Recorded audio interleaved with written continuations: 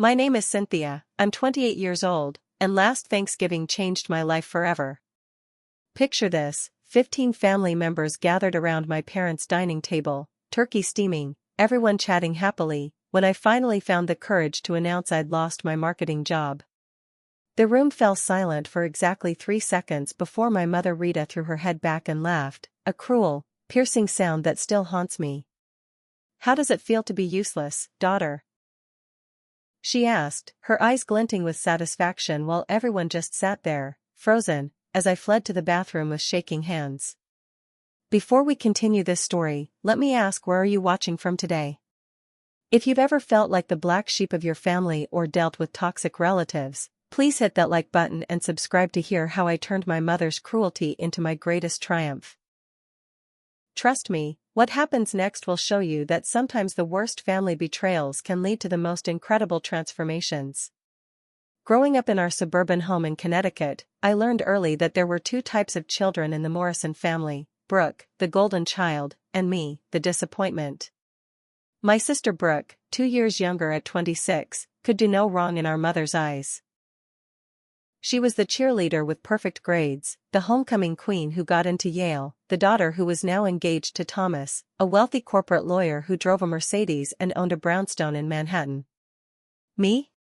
I was the child who struggled with dyslexia, who had to work twice as hard for half the recognition, who went to state school and fought tooth and nail for every B+ while Brooke's A's came effortlessly. Our mother Rita had perfected the art of comparison over the years. "Why can't you be more like your sister?" became her favorite refrain, delivered with a sigh of disappointment that cut deeper than any scream ever could. At family dinners, she'd regale guests with Brooke's latest accomplishments while I sat there, invisible, pushing food around my plate. "Brooke just got promoted again," she'd announce proudly, then turn to me with that fake concern, "Still at that little startup, Cynthia?" The startup that I'd poured my heart into for 3 years, working 60-hour weeks to build their marketing department from scratch. My father Harold was no better, though his weapon was silence rather than words. He'd sit behind his newspaper, pretending not to notice when Mom's comments made me flinch, occasionally murmuring "now, Rita" in the weakest possible protest before returning to his sports section.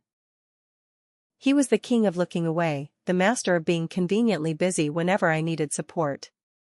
When I graduated college with honors despite my learning disability, he patted me on the shoulder and said, "Good job, kiddo," before spending 20 minutes photographing Brooke in her bridesmaid dress for my roommate's wedding. The job loss that preceded that horrible Thanksgiving hadn't even been my fault. Technova, the startup I'd helped build, had been acquired by a larger company that decided to streamline the marketing department, which meant firing everyone who didn't have connections to the new management. I'd received glowing recommendations and a decent severance package, but none of that mattered to my family. What mattered was that Brooke had just been made junior partner at her firm while I was unemployed. To make everything worse, my boyfriend Derek had dumped me just 2 weeks before I lost my job. Derek, the medical student I'd supported financially and emotionally through 4 years of school, working extra hours to pay our rent while he studied. Derek, who'd promised we'd get engaged as soon as he finished his residency. Derek, who'd left me for Ashley, a 22-year-old nurse who didn't have so much baggage and unrealistic expectations. I'd moved back home temporarily after the breakup, thinking I'd save money while job hunting, not realizing I was walking into my mother's trap. Living at home meant daily humiliation served with breakfast. "Still in your pajamas at 9 a.m.? No wonder you can't keep a job." Or my personal favorite, "Maybe if you'd learned to cook like Brooke, Derek wouldn't have left you for someone younger." She'd say these things casually, like commenting on the weather, while buttering her toast or sorting through mail. The cruelest part was how she'd smile afterward, as if she'd just given me helpful advice instead of twisting the knife deeper. My Aunt Martha, my mother's older sister, would witness these exchanges during her weekly visits but never said a word. She'd purse her lips and suddenly become very interested in her coffee cup, occasionally shooting me sympathetic glances when she thought Mom wasn't looking. Martha had her own business, a successful boutique, and I'd often wondered why she never stood up to Rita. Years later, I'd understand that she had her own scars from growing up with my mother. My cousin Grace, Martha's daughter, was one of the few family members who seemed to see through the facade. During family gatherings, she'd find subtle ways to support me, sitting next to me at dinner, changing the subject when Mom started her comparisons, occasionally texting me after particularly brutal events to check if I was okay. But even Grace was careful not to be too obvious about it, knowing that drawing my mother's attention could make her a target too. The morning before that fateful Thanksgiving, I'd actually felt hopeful. I'd had 2 promising job interviews lined up for the following week, and I'd been networking like crazy, reconnecting with former colleagues who'd praised my work and promised to keep an eye out for opportunities. I'd even started therapy to deal with the Derek situation and was beginning to see that maybe his leaving was a blessing in disguise. I'd spent the morning helping Mom prepare the turkey and sides, thinking maybe, just maybe, if I was helpful enough, grateful enough, invisible enough, we could have one peaceful family meal. But sitting in that bathroom after her cruel laughter, staring at my reflection in the mirror while tears ruined the makeup I'd carefully applied to look presentable for the family, I realized something had to change. I couldn't keep living like this, couldn't keep shrinking myself to avoid my mother's cruelty, couldn't keep pretending that this was normal or okay or just how families were. Little did I know that the universe was about to hand me an opportunity that would change everything, though not before my family would show me just how deep their betrayal could go. 2 weeks after that nightmare Thanksgiving, my phone rang at 7 in the morning. It was my father, his voice unusually subdued as he delivered the news. Grandfather William had passed away in his sleep. I sat up in bed, genuinely heartbroken. While the rest of the family had treated him like an obligation or, worse, an ATM machine, I'd spent every Sunday afternoon at the Golden Years nursing home, playing cards with him, listening to his stories about building his real estate empire from nothing, bringing him his favorite butterscotch candies and magazines about architecture. The funeral was a study in family hypocrisy. My mother, who hadn't visited him in 3 years, sobbed dramatically into a handkerchief, clutching my father's arm as if she might collapse from grief. Brooke, who'd always been too busy to join me on visits, delivered a touching eulogy about what a wonderful grandfather he'd been, managing to work in mentions of her engagement and promotion. I sat in the 3rd row, holding the photo album I'd made for Grandpa's 90th birthday, the one filled with pictures of our Sunday visits that he'd kept on his nightstand. 3 days later, we gathered at the offices of Peterson and Associates for the reading of the will. The mahogany conference room smelled like old leather and lemon polish, and Attorney Peterson, a silver-haired man who'd been Grandpa's lawyer for 40 years, arranged his papers with methodical precision. Mom sat at the head of the table like she was already counting her inheritance, while Brooke texted on her phone, probably telling Thomas about the money she assumed was coming. Before we begin, Mr. Peterson said, adjusting his glasses, I want to assure everyone that Mr. Morrison was of completely sound mind when he updated his will 6 months ago. He also left a video testimony to accompany the written document, which I'll play after the reading. Mom's confident smile flickered for just a moment before returning full force. The attorney began with the smaller bequests, $10,000 to various charities Grandpa had supported, his vintage watch collection to my Uncle Robert, some bonds to a few longtime employees. Then he cleared his throat and reached the main inheritance. To my granddaughter Brooke Morrison, I leave the sum of $50,000, to be placed in a trust that she cannot access for gambling, shopping, or any debts incurred through games of chance. The room went silent. Brooke's face drained of color as she processed the words, especially that last part about gambling.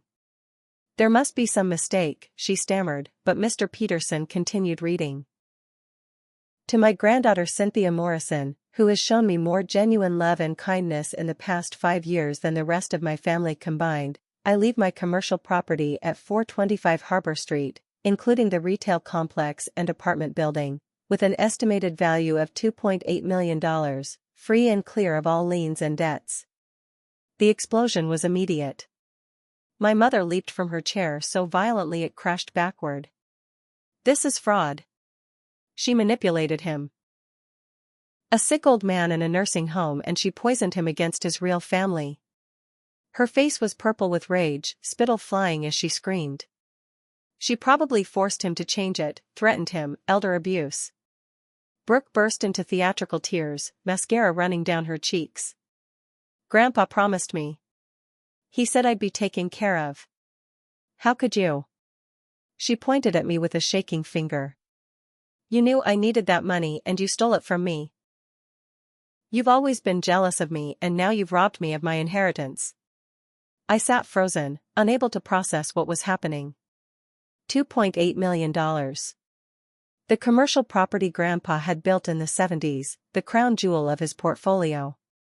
I remembered him talking about it during our visits, how proud he was of the local businesses that rented there, how the apartment building above provided affordable housing for young families. He'd never mentioned leaving it to me. Actually, Mr. Peterson interjected calmly, apparently used to family drama. Mr. Morrison discussed this decision with me at length. He was quite specific about his reasons, which he explains in the video. Shall I play it now? This is garbage. Uncle Robert, my mother's brother, slammed his fist on the table. My father wasn't in his right mind. We all know Cynthia spent all that time with him to get exactly this result. Classic manipulation of a vulnerable elder. My father, true to form, said nothing, just sat there looking uncomfortable while chaos erupted around him. Aunt Martha watched the scene with an unreadable expression, while Cousin Grace looked between me and the screaming relatives with wide eyes. I demand she split it with Brooke immediately. My mother's voice had reached a pitch that could shatter glass. Family takes care of family. What kind of selfish monster keeps everything while her sister gets nothing? 50,000 isn't nothing, I finally found my voice, though it came out as barely a whisper. Don't you dare. Mom whirled on me. After everything we've done for you? Taking you back in after your pathetic boyfriend dumped you? Feeding you while you're unemployed? And this is how you repay us? By stealing from your own sister? Mr. Peterson cleared his throat loudly. I really must insist on playing Mr. Morrison's video testimony. He anticipated there might be questions about his decision. The large screen on the wall flickered to life, and there was Grandpa, sitting in his favorite chair at the nursing home, wearing the cardigan I'd given him for Christmas. His eyes, though aged, were sharp and clear. If you're watching this, then I'm gone, and knowing my family, all hell is breaking loose right about now. Even from beyond the grave, he knew them so well. Let me be crystal clear, I am of sound mind, body, and spirit as I make this decision. I've thought long and hard about how to distribute my estate, and I stand by every word in that will. To Rita, my daughter-in-law, who hasn't visited me once in 3 years but I'm sure is crying crocodile tears right now, dry your eyes. You never cared about me in life, don't pretend to care in death. My mother's face went from purple to white in seconds. To Brooke, my granddaughter, I know about the money you stole from my dresser during your last visit 4 years ago. Oh yes, I saw you. $500 might not seem like much to you, but it showed me your character. The 50,000 is more than you deserve, but I'm not completely heartless. Use it wisely, and perhaps consider getting help for your gambling problem before it destroys your life. Brooke made a choking sound, and I noticed Thomas, her fiancé, staring at her with a strange expression. And to Cynthia, my sweet granddaughter who brought light to my final years. The property is yours because you're the only one who saw me as a person, not a bank account. Every Sunday without fail, rain or shine, even when you were working 2 jobs or going through your own struggles. You never asked for anything, never hinted about money, just sat with an old man and made him feel loved. The property will give you the independence to escape the toxic family that has tried to dim your light. Use it well, and know that I love you. The video ended, and the room erupted again. Mom demanded lawyers, threatened to contest the will, accused me of elder abuse, financial manipulation, and even hinted at darker things. Brooke sobbed about wedding plans that would have to be cancelled. How could she face her friends? Her life was ruined. Uncle Robert blustered about family loyalty and how disappointed Grandpa would be in my selfishness. Through it all, I sat there clutching my purse, Grandpa's words echoing in my mind. He'd seen it all, understood everything I'd never had the courage to say out loud. And he'd given me more than property, he'd given me the means to escape. "I need some air," I managed to say, standing on shaky legs. "Don't you dare walk out of here," Mom shrieked. "We're not done. You're going to sign papers right now giving Brooke her fair share." I looked at her, really looked at her for the first time in years. The woman who'd given birth to me but had never been a mother, who'd found joy in my failures and rage in my successes. "I'm not signing anything," I said quietly. "Grandpa left the property to me, and I'm going to honor his wishes." "Then you're no daughter of mine." She spat the words like venom. "You walk out that door and you're dead to this family." I paused at the conference room door, looking back at the faces twisted with greed and anger, at my father still staring at his hands, at Aunt Martha who finally met my eyes with something like understanding. "I haven't been part of this family for a long time," I said. "Grandpa was the only one who ever made me feel like I belonged. And now he's gone." As I walked out, I heard Mr. Peterson reminding them that the will was ironclad and any attempts to contest it would be futile and expensive. But I didn't care about their threats anymore. For the first time in 28 years, I was free. The Marriott downtown became my temporary refuge while I processed everything that had happened. I'd packed my essential belongings in the middle of the night, leaving behind childhood mementos and anything that would remind me of the house that had never really been a home. The hotel room was small but clean, and most importantly, it had a deadbolt that kept my toxic family on the other side. By the second day, my phone had logged 47 missed calls from my mother, 32 from Brooke, and even a dozen from my usually absent father. The voicemails ranged from pleading to threatening, with Mom oscillating between "How could you abandon your family?" and "You'll regret this for the rest of your miserable life." I stopped listening after the fifth one where she called me names I wouldn't repeat. What I hadn't expected was how quickly and viciously the sabotage would begin. On day 3, I got a call from Jennifer Hartwell, the VP of Marketing at Digital Dynamics, where I'd had an excellent interview the week before.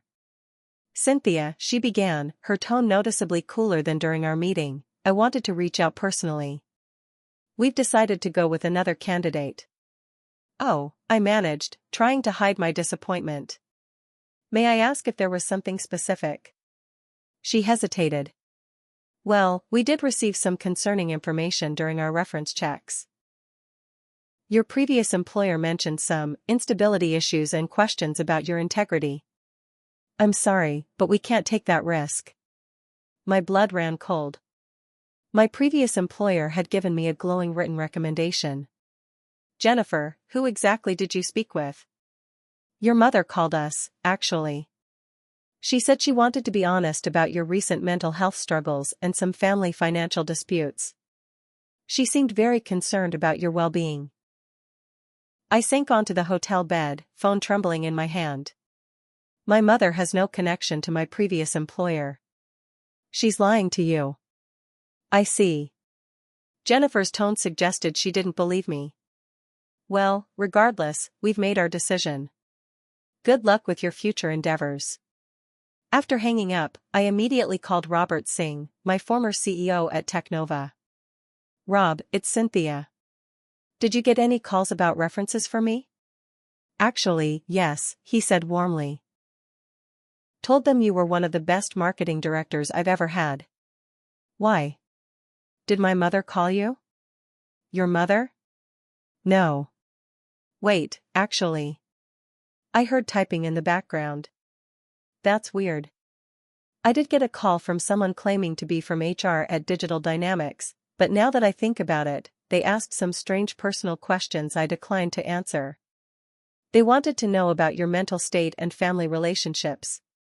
The full scope of my mother's plan became clear. She was systematically destroying my career prospects, using the information she'd gleaned from living in the same house to sabotage every opportunity. The second interview I'd lost that week suddenly made sense too. But the worst was yet to come. When I tried to log into my email that afternoon, my password didn't work. After an hour on the phone with tech support, I discovered someone had accessed my account and changed the recovery information. Panic set in as I realized the implications. My job search emails, my professional contacts, my portfolio links, everything was in that account. I managed to regain access by proving my identity through secondary verification, but the damage was done. In my sent folder, I found emails I hadn't written, politely declining job offers from 2 companies I'd been eagerly pursuing. Both emails cited personal family obligations and deciding to take time off from my career. They'd been sent at 3 a.m. 2 nights ago, while I was asleep in the hotel. How did she know my password? I muttered, then remembered. Mom had watched me type it once when I was checking emails on my laptop at the kitchen table. She'd been behind me, pretending to water plants, but she'd been watching. She'd always been watching, gathering ammunition for moments like this. The next morning, Thomas Fitzgerald, Brooke's fiancé, called me from a blocked number. Cynthia? It's Thomas. Can we meet? Coffee, somewhere public. There's something you need to know. We met at a Starbucks across town where we were unlikely to be spotted. Thomas looked haggard, his usually perfect hair disheveled, his designer suit wrinkled. I'm sorry about the ambush, he began without preamble. But I needed to warn you. Brooke's in serious trouble. What kind of trouble? He laughed bitterly. Your grandfather was right. She has a gambling problem. Started with online poker in college, escalated to sports betting, and now she owes some very unfriendly people about $200,000. My coffee cup froze halfway to my lips. 200,000? She's been stealing from our joint accounts, maxing out credit cards in my name. I only found out when I tried to pay for wedding venue deposits and the cards were declined. That's why she was so desperate for the inheritance. She was counting on it to pay off her debts before I found out. Thomas, I'm sorry, but why are you telling me this? Because she and your mother are planning something. I overheard them on the phone last night. Your mom mentioned something about making sure she understands the consequences, and if we can't get it legally, we'll find another way. Brooke was talking about some uncle who knows people. Uncle Robert. Mom's brother who'd always given me the creeps, who bragged about his connections and his ability to handle problems. I shivered despite the warm coffee. You need to be careful, Thomas continued. I'm breaking off the engagement, getting as far away from this family as possible. But Cynthia, they're desperate and desperate people do dangerous things. Your mother's also been calling your professional contacts. Brooke gave her a list from your LinkedIn. My stomach dropped. She wouldn't. She already has. They're telling people you're mentally unstable, that you manipulated a sick old man, that you have a history of lying and stealing. Your mother's very convincing when she wants to be. After Thomas left, I sat in my rental car trying not to panic. My family wasn't just trying to guilt me into sharing the inheritance, they were actively trying to destroy my life. Every bridge I'd built, every professional relationship I'd cultivated, was being systematically burned by the woman who'd given birth to me. A text from Grace interrupted my spiral. Coffee shop on 5th and Main. 1 hour. Come alone. Urgent. Grace was already there when I arrived, nervously shredding a napkin. They don't know I'm here, she said quickly. Mom would kill me, but you need to know what's happening. Last night, there was a family meeting at your parents' house. They're planning to claim undue influence, say you isolated Grandpa from the family, turned him against them. Uncle Robert has a lawyer friend who specializes in contesting wills. Let them try, I said with more confidence than I felt. Mr. Peterson said the will was ironclad. That's not all. Grace leaned in closer. Your mom's been in your room, going through everything you left behind. She found your journal, your therapy notes about Derek. She's planning to use your mental health treatment as evidence that you're unstable. And Cynthia, she found your social security card and birth certificate in your desk. Identity theft. On top of everything else, my mother was positioning herself to commit identity theft. I pressed my palms against my eyes, trying to think clearly. Why are you telling me this, Grace? You could get in serious trouble. Because what they're doing is wrong, she said simply. I've watched them treat you like garbage for years, and I was too scared to say anything. But this is criminal. And Grandpa would be horrified. That evening, I took action. First, I hired a security expert named Marcus Chen who specialized in identity protection and cybersecurity. He helped me change every password, set up two-factor authentication, and put fraud alerts on all my financial accounts. Next, I visited the property Grandpa had left me. The building was even more impressive than I'd remembered, ground-floor retail spaces fully occupied with thriving local businesses, 12 updated apartments above, all currently rented with a waiting list. I hired a property management company and had new locks installed immediately. Marcus also installed a state-of-the-art security system with cameras covering every entrance. Can't be too careful, he said, reviewing the footage on his tablet. Especially with family drama. You'd be surprised how often inheritance disputes turn ugly. 2 days later, the cameras proved their worth. At 2 a.m., an alert on my phone showed Uncle Robert trying to jimmy the back service door. He spent 20 minutes attempting to break in before giving up and kicking the door in frustration. I saved the footage and forwarded it to the attorney I'd hired, Sandra Chen, who specialized in estate law and family disputes.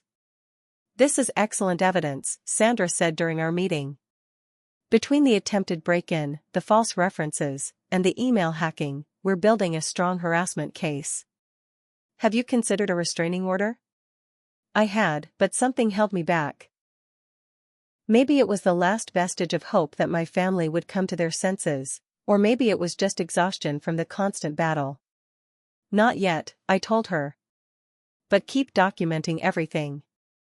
The final straw came a week later when my father called from a number I didn't recognize. Cynthia, sweetheart, he began in his false concerned voice. I'm worried about you. Your mother says you haven't been yourself lately. Maybe we should talk about getting you some help. Help? I laughed bitterly. Like the help Mom's been giving by calling my job prospects? He ignored that. You know, with your history of mental health issues and the stress you've been under, maybe you shouldn't be making big financial decisions right now. Perhaps we could set up a conservatorship, just temporarily, to help manage Grandpa's property until you're feeling more stable. There it was. They were trying to have me declared mentally incompetent. My father, the man who'd stood by while my mother tormented me for decades, was now actively participating in trying to steal my inheritance by having me declared unfit. Dad, I said quietly, I'm recording this call. If you or Mom make any move toward questioning my mental competency, I'll sue you for defamation, harassment, and attempted fraud. I have evidence of everything, the break-in attempt, the hacked emails, the false references. Everything. The silence on the other end stretched for long seconds. Your mother just wants what's best for the family, he finally said weakly. No, I corrected him. She wants what's best for herself. And you enable her because it's easier than standing up for what's right. I'm done being your family's scapegoat. Don't contact me again unless it's through my attorney. As I hung up, I realized something had fundamentally shifted inside me. The fear was still there, but it was overshadowed by anger and determination. They'd tried to break me with emotional abuse for years. Now they were trying to destroy my future. But Grandpa had given me more than money or property. He'd given me the power to fight back. And I was just getting started. The renovations on Grandpa's property became my salvation and my fortress. I threw myself into the work, meeting with contractors, reviewing architectural plans, and envisioning how to modernize the spaces while maintaining the character Grandpa had loved. James Mitchell, the contractor I hired, was a recommendation from Sandra Chen, my attorney. He's honest, efficient, and most importantly, discreet, she'd said. She was right on all counts. James was in his early 30s, with kind brown eyes and work-worn hands that spoke of honest labor. He listened carefully as I explained my vision for the property, occasionally offering suggestions that improved on my ideas without dismissing them. It was refreshing to work with someone who treated me with respect after weeks of family warfare. We were 3 weeks into renovations when my mother made her next move. I was on site reviewing bathroom fixture options when 2 police officers walked into the building. My heart hammered as James stepped protectively closer to me. "Are you Cynthia Morrison?" the older officer asked. "Yes, I am. How can I help you?" "We received a report that this property is being illegally occupied and renovated without proper ownership documentation. The complainant says you're trespassing on family property." I took a deep breath, grateful for Sandra's advice to always carry my documentation. "Officers, I have all my paperwork right here." I pulled out the folder from my bag. "Here's the deed transfer, fully executed. Here's my grandfather's death certificate, the will documentation, and the official transfer from the estate attorney. I own this building free and clear." The officers reviewed the documents carefully. The younger one shook his head. "Ma'am, I'm sorry you had to deal with this. Everything appears to be in order. We'll note in our report that this was a false complaint." "Who called this in?" I asked, though I already knew. "Arita Morrison." "Claims to be your mother?" "She is, unfortunately. We're having a family dispute over my grandfather's estate. She's been harassing me for weeks." The older officer nodded sympathetically. "Family inheritance disputes are the worst. You might want to consider a restraining order if this continues. We'll document this incident in case you need it for legal purposes." After they left, James whistled low. "Your mom called the cops on you? That's cold." "You have no idea," I muttered, then noticed him studying me with concern. "Sorry you had to see that. If you want to back out of this job, I understand. My family is complicated." "Are you kidding?" He grinned. "This is the most interesting job I've had all year. Besides, the building's solid and your check's clear. Your family drama doesn't change that." His easy acceptance made my eyes sting with unexpected tears. After weeks of attacks and betrayals, simple kindness felt overwhelming. The next morning, things took an unexpected turn. James called me, his voice tight with anger. "Cynthia, you need to hear this. I'm sending you an audio file. Your sister approached me at the hardware store last night." I played the recording with trembling fingers. Brooke's voice, usually so polished, was slurred slightly, probably from wine. "You're James, right? The contractor working for my sister?" A pause. "I'm Brooke, the prettier Morrison's sister. Listen, I have a proposition for you. That building you're working on? It should be half mine. Our sick grandfather wasn't in his right mind when he left it all to her." "Ma'am, I don't think." James's voice, carefully neutral. "Hear me out," Brooke interrupted. "Help me prove the renovations are substandard, maybe cause some accidents, make it look like she's incompetent to manage the property. I can make it very worth your while." Her voice dropped to what she probably thought was seductive. "In more ways than one, if you know what I mean. My fiancé is never around anyway." "I'm not interested," James said firmly. "Come on, don't be like that. Look at me, then look at mousy little Cynthia. Who would you rather have as a friend? Plus, I'm talking serious money here. 50,000 just to mess up some permits, maybe have a pipe burst, make her look bad. Lady, I don't know what kind of person you think I am, but I don't sabotage my clients. And I'm definitely not interested in whatever else you're offering. Please leave me alone." "You'll regret this," Brooke hissed. "When my family gets that property back, you'll never work in this city again." The recording ended. I sat in my car outside the property, rage and hurt battling in my chest. My own sister had tried to seduce and bribe someone to hurt me. The betrayal cut deeper than anything my mother had done because somewhere, deep down, I'd hoped Brooke and I could salvage something once this was over. "I'm so sorry," I told James when he arrived at the site. I had no idea she would. I mean, trying to. I couldn't even finish the sentence. Hey, he said gently. This isn't your fault. Your sister's clearly desperate and not thinking straight. But Cynthia, this is escalating. What if she tries this with someone less ethical? He was right. I called Sandra immediately and filed for restraining orders against my mother, Brooke, and Uncle Robert. The attempted break-in video, the false police report, and now the recorded bribery attempt made for a compelling case. 2 days later, my father made his move. He'd texted asking to meet for coffee, claiming he had something important to tell me about Mom's health. Against my better judgment, I agreed, but I chose a busy cafe and arrived early to secure a corner table with a clear view of all entrances. Dad looked older than I'd ever seen him, his usually perfect executive appearance rumpled. He sat down heavily, avoiding my eyes. Your mother doesn't know I'm here, he began. Is she actually sick, or was that just bait to get me here? He winced. She's not physically sick, but Cynthia, she's becoming obsessed. She stays up all night plotting ways to get the property. She's spent thousands on lawyers who keep telling her there's no case. She's alienating everyone, even her bridge club asked her to take a break. And you're here because I want you to give Brooke half the property to make this stop, he said quietly.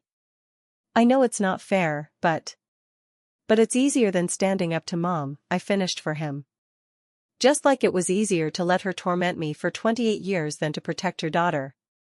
That's not. I tried to. When? I demanded. When did you ever try to protect me?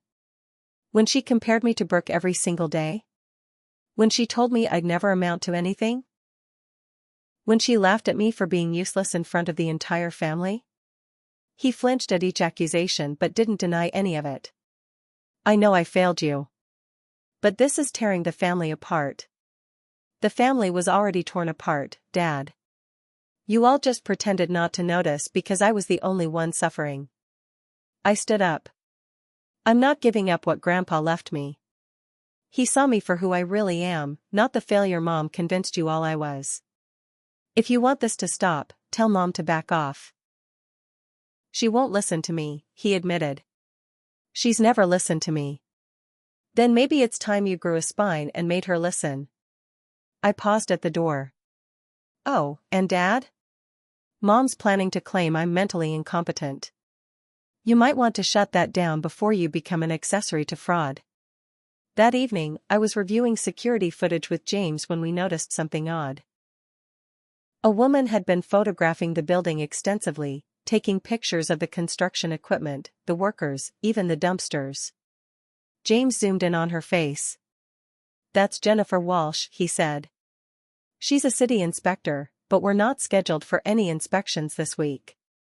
Sandra made some calls and discovered that someone had filed multiple anonymous complaints about code violations, unsafe working conditions, and illegal modifications to a historic building.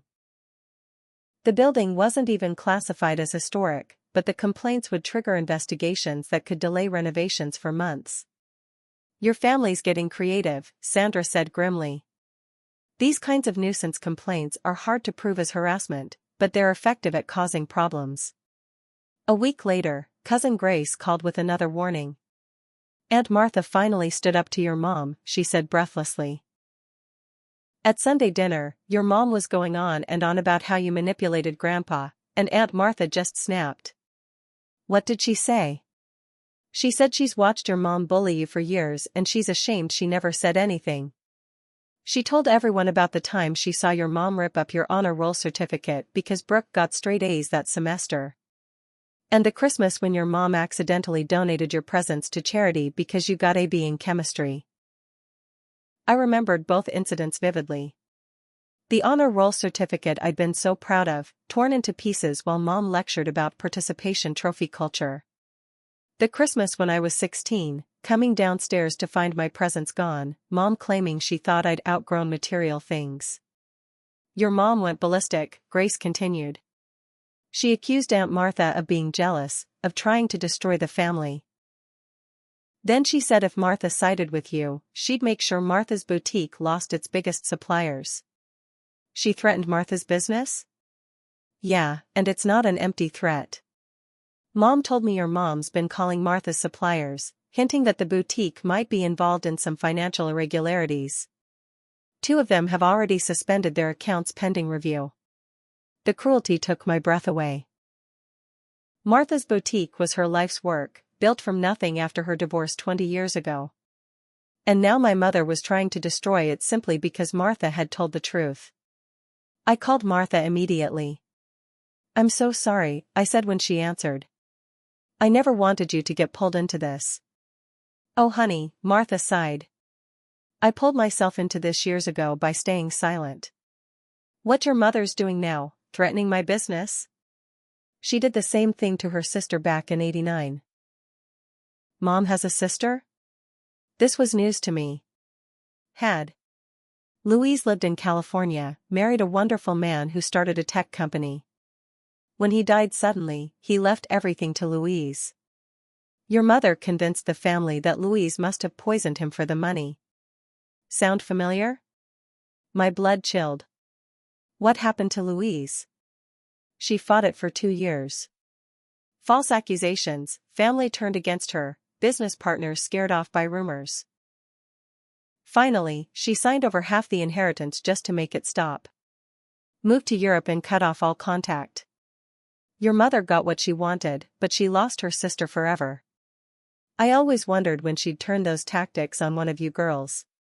The pattern was clear now, generational trauma and greed repeating itself. But I wasn't Louise. I had evidence, attorneys, and most importantly, I had Grandpa's video clearly stating his wishes. I wouldn't be driven away from what was rightfully mine. Martha, I said firmly, send me the information about which suppliers are causing problems. My attorney will send them cease and desist letters about interfering with your business based on unsubstantiated rumors. And if any of them pull their contracts, I'll personally invest in your boutique to keep it running. Cynthia, I can't ask you to. You're not asking. Your family, the only real family I've had besides Grandpa. We protect each other now. After we hung up, I sat in my renovated office in the property building, looking at Grandpa's photo on my desk. The attacks were escalating, the betrayals deepening, but each attempt to break me only strengthened my resolve. My mother had created her worst enemy, a daughter with nothing left to lose and the resources to fight back. 3 months into the family war, Sandra called with news that changed everything. Cynthia, you need to come to my office immediately. We've discovered something significant.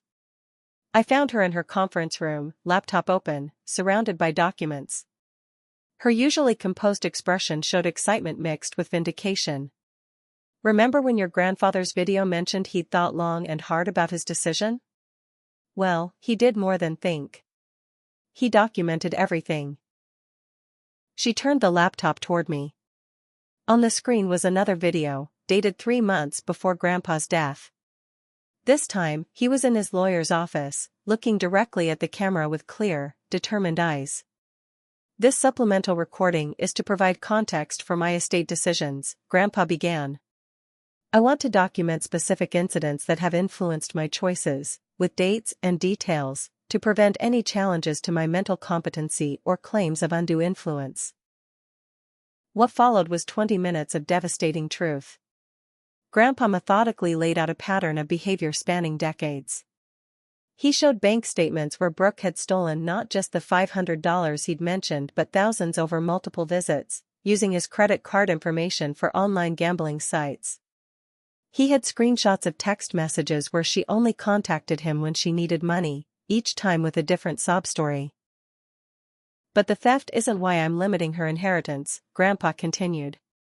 It's because when I confronted her gently, offering to get her help for her gambling addiction, she laughed and said, "Why would I need help spending your money? You'll be dead soon anyway." I gasped, my hand flying to my mouth. Even for Brooke, that was cruel. The video continued with documentation about my parents. Rita, my daughter-in-law, visited exactly twice in 5 years. Both times, she spent the entire visit asking about my financial holdings, suggesting I was too old to manage my affairs, trying to get me to sign power of attorney papers she'd hidden in greeting cards. When I refused, she stormed out, but not before telling the nursing staff that I was showing signs of dementia and should be monitored for my own safety. He pulled out a report from the nursing home. The staff documented her claims and gave me a cognitive evaluation the next day. Perfect scores across the board. They also noted their concerns about her behavior and her attempts to access my medical records without authorization. Harold, my son, is guilty of something perhaps worse than greed, complete indifference. He knows what his wife is, how she treats Cynthia, and he does nothing. A man who won't protect his own daughter doesn't deserve the fruits of my labor. Then Grandpa's expression softened. Now, about Cynthia.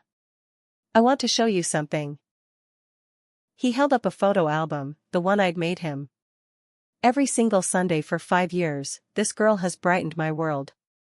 Not once has she asked for money.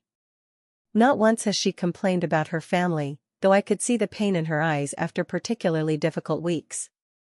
He flipped through pages showing our card games, our walks in the garden, me reading to him when his eyes were tired. When I offered to pay for her student loans, she refused, saying she wanted to earn her way. When I tried to slip money in her purse, she'd leave it on my nightstand with a note saying, "Your company is gift enough." Do you understand what that meant to a man whose own family saw him as nothing but a wallet? Tears streamed down my face as I watched. I remembered those moments, never knowing he'd been testing me, never realizing he was documenting our genuine connection. This property, Grandpa gestured to architectural photos, represents my life's work. It needs someone who understands that it's not just about money but about providing homes for families and supporting local businesses. Cynthia has that heart. She always has. The video had one final revelation. I've also documented that 3 separate physicians have evaluated my mental state in the past year, all confirming my complete competency. These evaluations, my financial records showing the thefts, and this video testimony should end any speculation about my decisions. But knowing my family, they'll still try to tear each other apart over money. I just pray Cynthia is strong enough to weather their storm. Sandra paused the video. There's more, including documentation of business dealings where your mother tried to interfere with his contracts, and evidence that Brooke owes money to some dangerous people who've been pressuring your grandfather. This video alone would destroy any legal challenge to the will. We need to show this to them, I said quietly. All of them. Publicly. Sandra raised an eyebrow. Are you sure? This will nuke any chance of reconciliation. There's no reconciliation possible with people who see me as an obstacle to money. But maybe if the extended family sees the truth, it'll stop the flying monkeys from helping my mother's campaign. We arranged for a family meeting at Sandra's office, sending formal invitations to my parents, Brooke, Aunt Martha, Uncle Robert, and several cousins including Grace. The invitation mentioned important estate documentation requiring family attention but gave no specifics. The day arrived gray and drizzly, matching my mood. I dressed carefully in the black suit I'd worn to Grandpa's funeral, adding the pearl necklace he'd given me for my college graduation. James offered to come for support, but I needed to do this alone. They filed in with varying expressions. My mother imperious and demanding, Brooke sullen and hungover looking, Dad uncomfortable as always. Uncle Robert looked ready for a fight, while Aunt Martha gave me a small encouraging nod. The cousins seemed curious but wary. What's this about? Mom demanded before even sitting down. If you're finally ready to do the right thing and share the inheritance, we don't need lawyers present. Actually, Mrs. Morrison, Sandra interjected smoothly, we're here to share some documentation, Mr. William Morrison left regarding his estate decisions. He was very thorough in explaining his reasoning. Without further preamble, she started the video. The room's atmosphere shifted within seconds. Mom's face went from smug to shocked to enraged as Grandpa systematically laid out her attempts to manipulate him. Brooke turned green when her thefts were detailed, especially when Thomas, who'd insisted on attending despite their broken engagement, saw the evidence of her stealing thousands. "This is fabricated," Mom shrieked when Grandpa described her telling nurses he had dementia. That old fool was clearly being coached. Cynthia made him say these things. "The nursing home records corroborate everything," Sandra said calmly, sliding copies across the table. "As do the bank records, the text messages, and the medical evaluations. Would you like to see those as well?" The room erupted. Mom lunged across the table at me, screaming incoherently until Uncle Robert had to physically restrain her. Brooke was sobbing, mascara streaming, while trying to explain to Thomas that Grandpa was lying, that she'd never said those things, even as Thomas stared at her with dawning disgust. But the extended family's reactions were what mattered. Cousin Jennifer, who'd confronted me about being a drug addict based on Mom's lies, looked horrified. "Rita, you told us Cynthia was stealing from him, that she isolated him. But this video. It's fake," Mom insisted, spittle flying. "Deep fakes. AI. Whatever technology she used to create this lie." "Mom," I said quietly, speaking for the first time. "The video is dated and notarized. Mr. Peterson was present for the recording. The bank has transaction records. The nursing home has visitor logs showing you were there exactly twice in 5 years, both times causing disruption. It's over." "You little bitch," she hissed, her mask completely gone now. "You've been planning this all along, haven't you? Playing the victim while poisoning him against us." "The only poison in Grandpa's life was his family's greed," I replied. "He saw it clearly and made his choice. I won't apologize for being the only one who loved him for himself." Aunt Martha stood up. "I've seen enough. Rita, you're a narcissist who destroyed your own daughter's self-esteem for sport. Harold, you're a coward. Brooke, you need serious help for your gambling addiction. And Cynthia," she turned to me with tears in her eyes, "I'm so sorry I didn't protect you. William would be proud of how strong you've become." One by one, the extended family members began to see the truth. Uncle Robert tried to bluster about family loyalty, but even he couldn't defend the video evidence.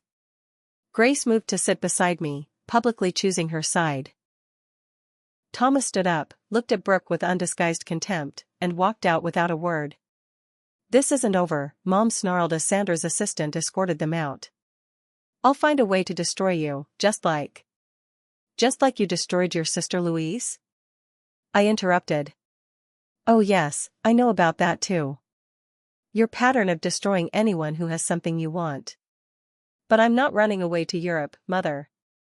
I'm staying right here, running Grandpa's properties, honoring his legacy. And there's nothing you can do about it." As they filed out, Brooke made one last attempt. "Cynthia, please. I'm pregnant. I need help. The people I owe money to, they're threatening." I felt a flicker of sympathy until I remembered the recording of her trying to seduce James, offering $50,000 she didn't have to sabotage me. "There are programs for gambling addiction," I said. "I'll pay for treatment if you're serious about getting help. But I won't enable you with cash." She turned away, and I knew she'd refuse. The addiction had too strong a hold. After everyone left, Sandra and I sat in the empty conference room. "That was brutal," she said. "But necessary. With all the evidence public among the family, your mother's lost her flying monkeys. The cousins won't help her spread lies anymore."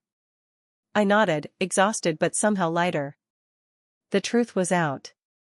Grandpa's real legacy wasn't the property or the money but the strength to finally stand up to my abusers. He'd given me the evidence and the resources, but I'd found the courage. And that was something my family could never take away.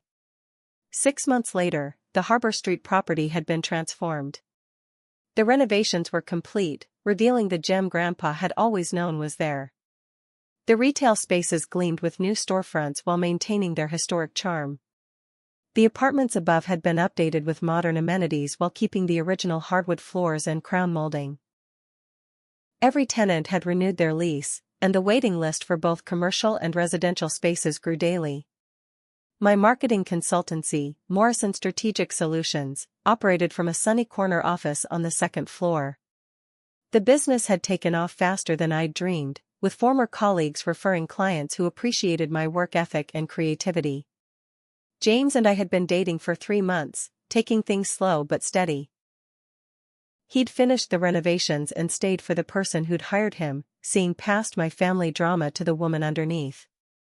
That Tuesday morning started like any other. I was reviewing campaigns for a new client when my phone buzzed with an alert from my bank. Unusual activity detected. My blood chilled as I logged in to find 3 credit cards opened in my name in the past week, all maxed out. Total damage, $47,000. My hands shook as I called the fraud department.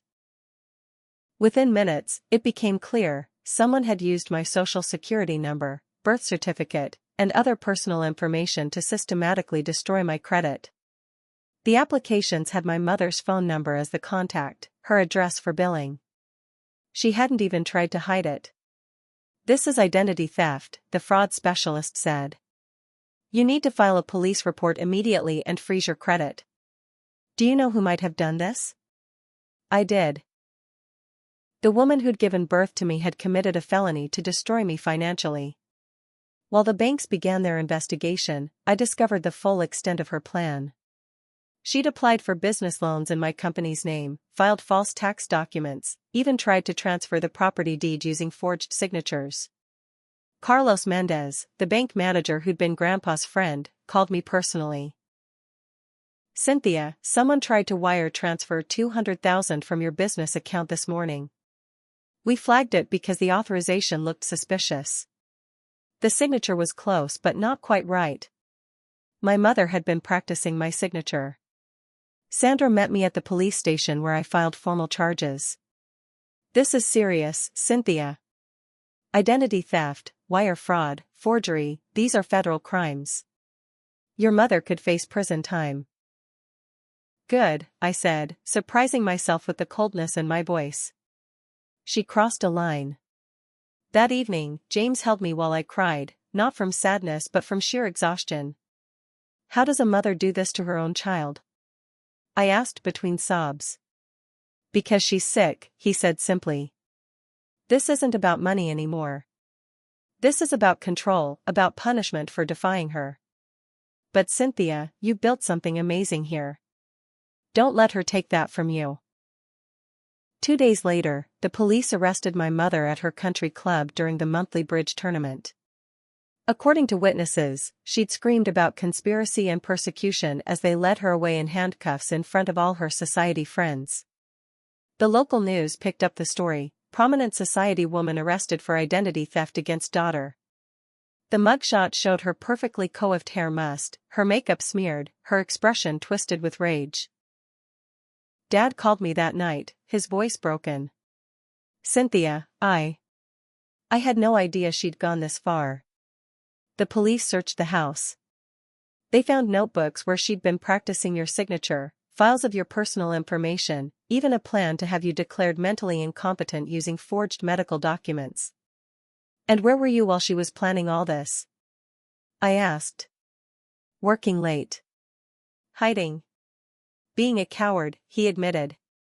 "I'm filing for divorce. 31 years too late, but I'm finally doing it. I'm so sorry, sweetheart.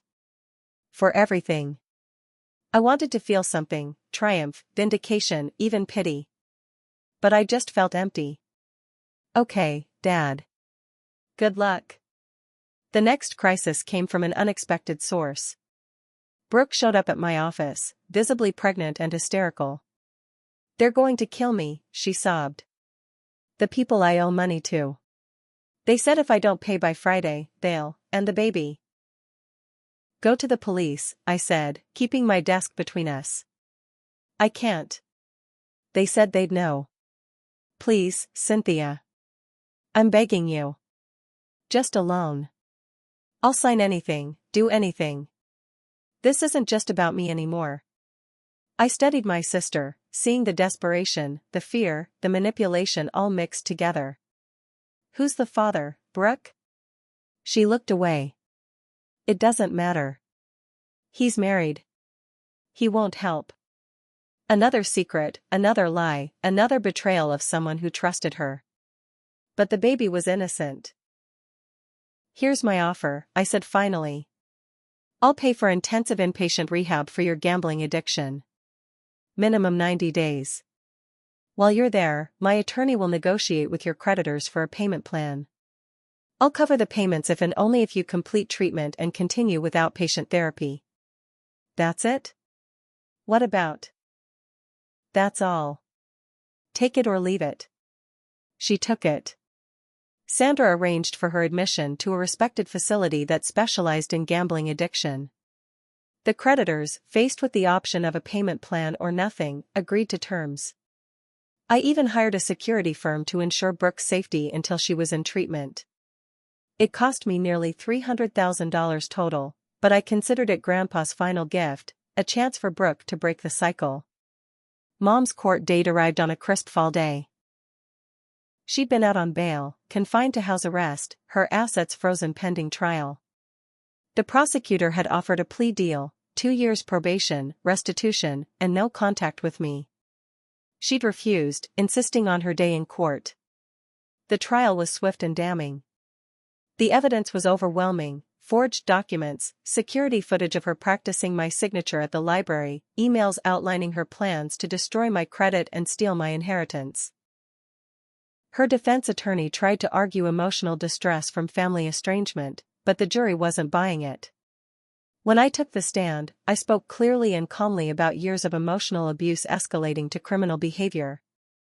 I submitted the recording of her laughing at me, calling me useless, the documentation of her sabotaging my job prospects, the evidence of her threatening Aunt Martha's business.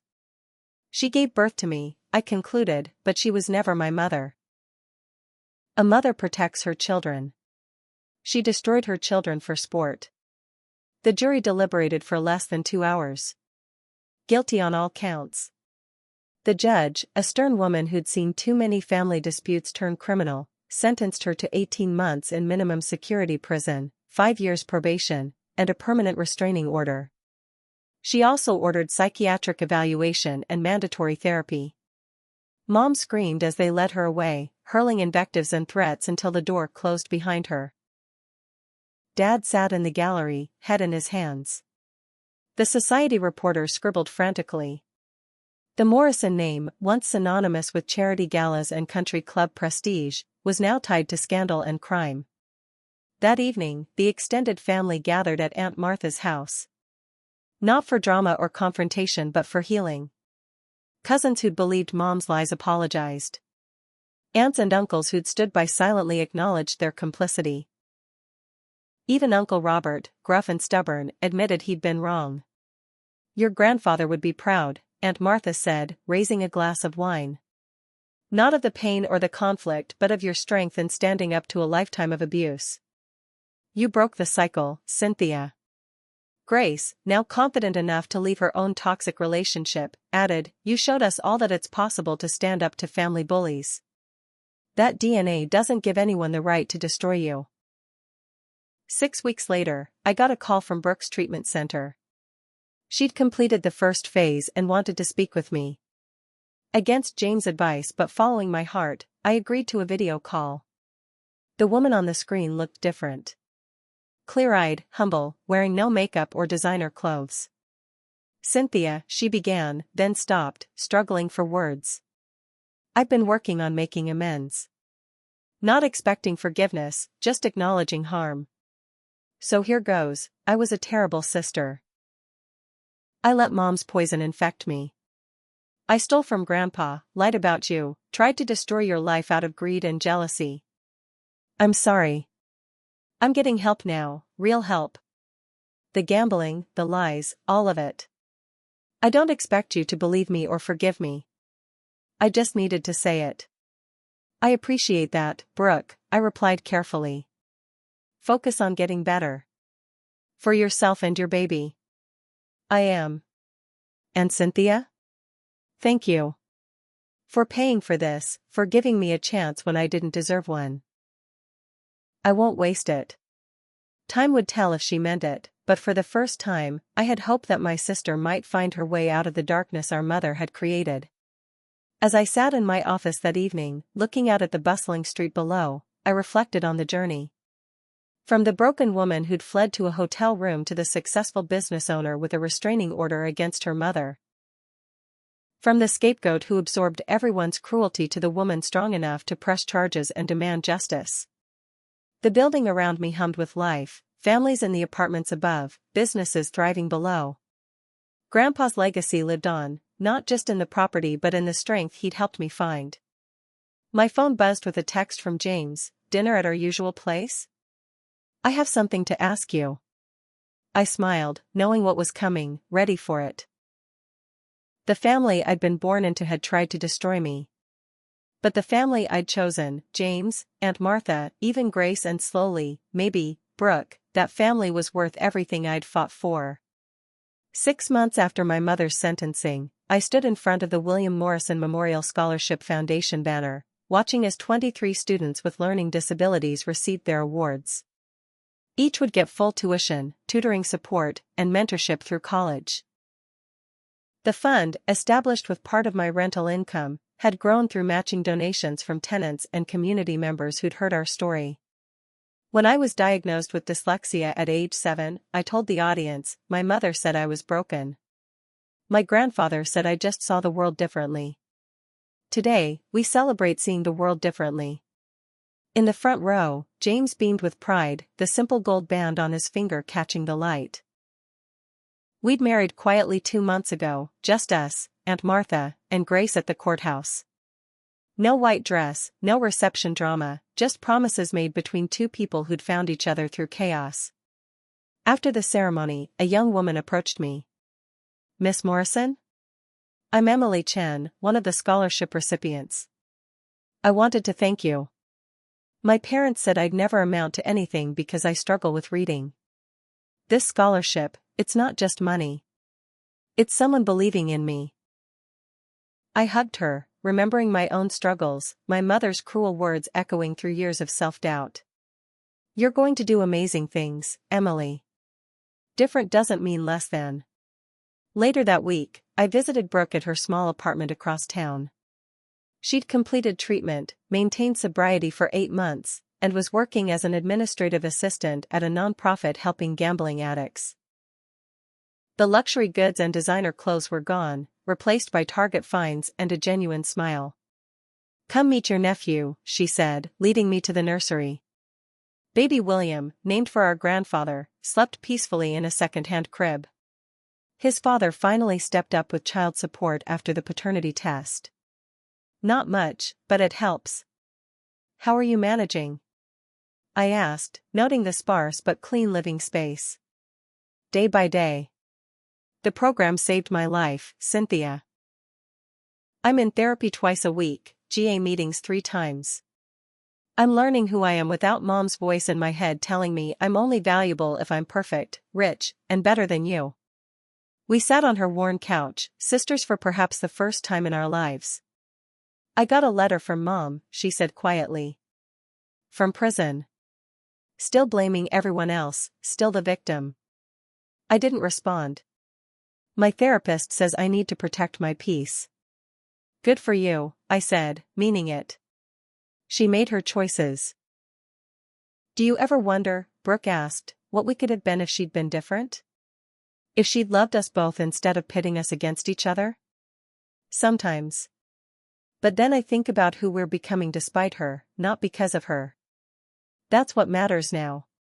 Dad had sold the family home and moved to a modest condo downtown. The divorce was finalized while Mom was in prison.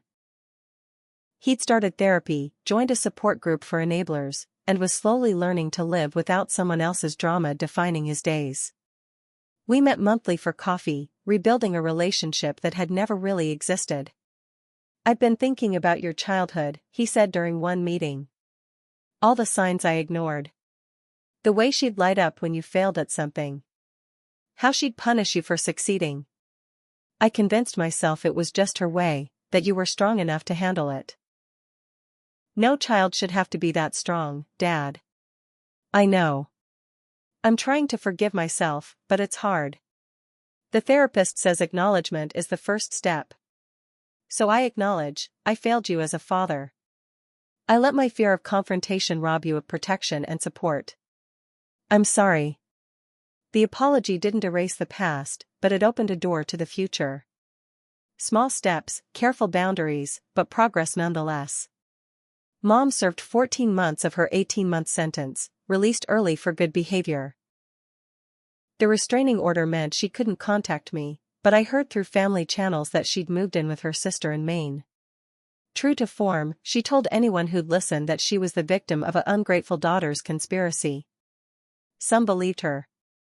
Most didn't. The Morrison name in our social circles was permanently tarnished, but I'd never cared about society approval anyway. Aunt Martha became the mother figure I'd always needed. Sunday dinners at her house, holiday traditions that didn't involve criticism, a safe place to be vulnerable. Her boutique had recovered from Mom's sabotage attempts and was thriving. She'd even hired 2 young women who'd aged out of foster care, giving them the chances they'd never had. Family isn't blood, she told me one evening as we packaged orders for her online store. Family is who shows up, who stays, who loves you at your worst and celebrates your best. Your mother never understood that. Her loss. Grace had left her controlling boyfriend, started therapy, and was back in school studying social work. You saved my life, she told me. Watching you stand up to Aunt Rita, seeing that it was possible to break free, it gave me courage. You saved your own life, I corrected. I just showed you it was possible. The property continued to flourish. One of the retail spaces became a community center offering free tutoring for kids with learning disabilities. Another housed a women's entrepreneurship program. The apartments prioritized single parents and young families starting over. Grandpa's building had become what he'd always envisioned, a place where people could build better lives. On the anniversary of Grandpa's death, I visited his grave with a bouquet of yellow roses, his favorites. The headstone was simple, William Morrison. Beloved grandfather. He saw the truth. I did it, Grandpa, I whispered, arranging the flowers. Not just the property or the business. I broke free. I found my voice. I learned to love myself the way you loved me, unconditionally and completely. Wind rustled through the cemetery trees, and for a moment, I could almost hear his voice. I always knew you would, sweetheart. You just needed to believe it yourself. That evening, James and I hosted our first Thanksgiving in our new home, a modest Victorian we'd bought and renovated together. Around the table sat our chosen family, Aunt Martha, Grace, Brooke with baby William, even Dad. No cruel laughter, no comparisons, no emotional manipulation. Just gratitude, genuine connection, and the peace that comes from surviving the storm. As I served the turkey, I thought about that Thanksgiving 2 years ago when my mother had laughed at my pain. The woman she'd called useless had built a business, saved her sister, created scholarships, and found love.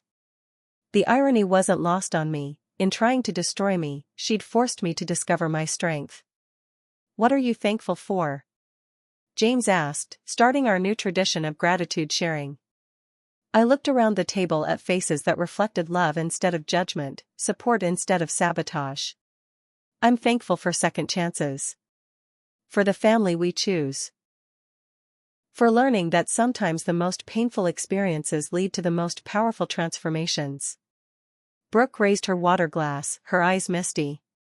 To Grandpa William, who saw our truth even when we couldn't. And to Cynthia, who showed us that love is stronger than hate, that forgiveness is possible, and that families can heal. We toasted, and in that moment, I felt Grandpa's presence. Not in the property or the money but in the love around this table, the boundaries we'd established, the healing we'd chosen. He'd given me more than an inheritance. He'd given me the chance to break generational cycles of abuse and create something beautiful from the ashes of dysfunction.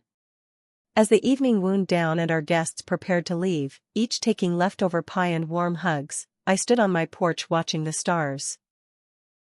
The journey from that bathroom where I'd fled in tears to this moment of peace had been brutal. But every betrayal had taught me resilience. Every attack had shown me my strength. Every moment of cruelty had led to deeper compassion. My mother had asked, "How does it feel to be useless, daughter?" Now I had my answer: I wouldn't know. I'd never been useless. I'd been unseen, unappreciated, and unloved by those who should have cherished me. But useless? Never. The greatest revenge isn't success or money or even justice. It's healing. It's building a life so full of love and purpose that the pain of the past becomes just a chapter in your story, not the whole book. It's looking at your scars and seeing strength, not shame. To anyone watching who's trapped in a toxic family, who's been told they're worthless, who's considering giving up, you are not what they say you are. You are not useless or broken or unworthy of love. You are a survivor waiting to discover your strength. Sometimes the family we're born into fails us, but the family we choose can heal us. Sometimes the inheritance that matters most isn't money but the courage to say no more. Thank you for sharing my journey. If this story resonated with you, if you faced similar battles or are still fighting them, please share your thoughts in the comments below. Your story matters. Your pain is valid. And your healing is possible. Hit that like button if you believe in breaking cycles and choosing healing. Subscribe for more stories of triumph over adversity. And please, share this with anyone who needs to hear that they're not alone, that survival is possible, and that sometimes the best revenge really is living well. From my chosen family to yours, may you find the strength to stand up, the wisdom to set boundaries, and the courage to build the life you deserve. You are worthy. You are valuable. And you are never, ever useless.